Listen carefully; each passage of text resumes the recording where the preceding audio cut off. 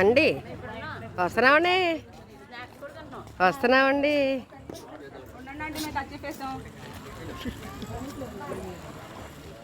మళ్ళీ వస్తా గ్రౌండ్.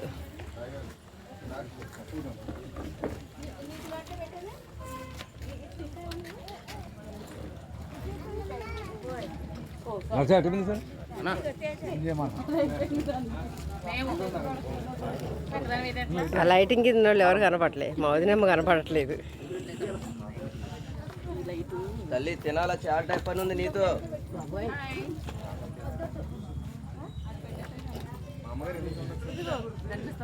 అంటే బ్రహ్మాండంగా తెల్ల చీరలు ఇంకా తెల్లగా కనపడుతున్నావే.